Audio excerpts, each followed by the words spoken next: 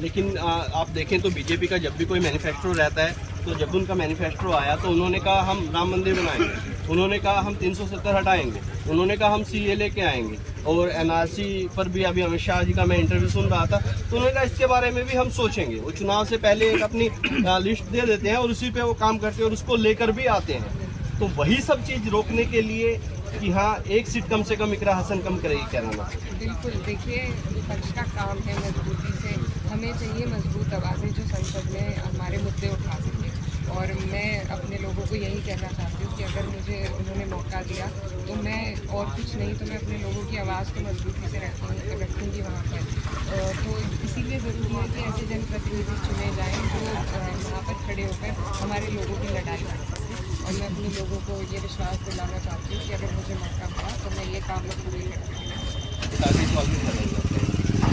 सभी को लग रहा है कैराना है तो भाजपा भरपूर फायदा लेना चाहेगी कैराना पर।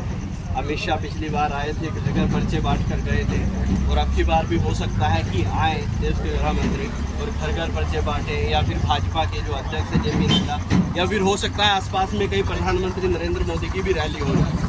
तो क्या लग रहा है योगी जी, मोदी जी, अमित शाह, इन तमाम इतने बड़े नेताओं की लिस्ट होने पर इकरा हसन अकेली जो विधानसभा में आपसे उससे पार पा पाएगी? इतने बड़े बड़े नेताओं से कैसे इससे पार पाएगी?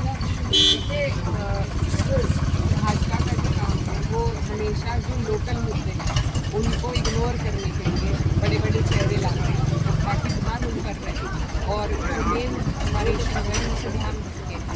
इस बार चेंज अपने इलाके में महसूस करते हैं कि ये लोकल इशू है और जो लोकल पॉलिटिशियंस हैं, जो लोकल नेता हैं, उन पर ज़्यादा प्रत्याशियों पर तो, और यहाँ के जो लोकल मुद्दे हैं, नेशनल मुद्दे नहीं, इस बार लोकल मुद्दे उभर कर आ रहे हैं।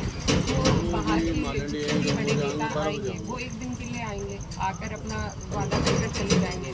और बड़े नेताओं का या बड़ी सरकारों का फ़ायदा तब है क्षेत्र को जब उनका जनप्रतिनिधि इस लायक हो कि वो योजनाओं को या सरकार के जो लाभकारी योजनाएं हैं उनको अपने लोगों तक ला सके। और हमारे लोग इससे वंचित रहे हैं। हमारे जो जनप्रतिनिधि हैं वो ऐसे ताकत के जनप्रतिनिधि रहे हैं, उनके पास डबल इंजन की सरकार का सपोर्ट था और वो चाहते तो वो हमारे क्षेत्र को बहुत कुछ दे सकते थे, ऐसा विकास हमारे क्षेत्र का कर सकते थे कि हम भी उनके सामने कुछ ना शायद खड़े भी ना हो पाते। लेकिन क्या फ़ायदा हुआ डबल इंजन की सरकार का जब हमारा जनप्रतिनिधि हमारे लोगों के लिए कुछ लेकर ही नहीं आ पाए। तो इसलिए ज़रूरी है कि जो अपने जनप्रतिनिधि हैं वो भी मजबूत हो। जब वो मजबूत होंगे तो तभी वो आपके लिए योजनाएं भी ला पाएंगे, आपकी आवाज़ भी उठा पाएंगे और आपके लिए लड़ भी पाएंगे। तो इसलिए ये इशू हमारे एरिया में इस बार सबसे ज़्यादा प्रोमिनेंट है। बाहर के लोगों को एक दिन आना है, वादे करके जाना है, लेकिन जो काम करना है वो यहाँ के जनप्रतिनिधि को करना है। उस जनप्रतिनिधि को रोज़ लोगों के बीच में रहना है और अपने पुराने कार्यकाल में जो एग्जाम्पल हमारे सांसद जी ने सेट किया है, मुझे लगता है कि उससे उन्हें नुकसान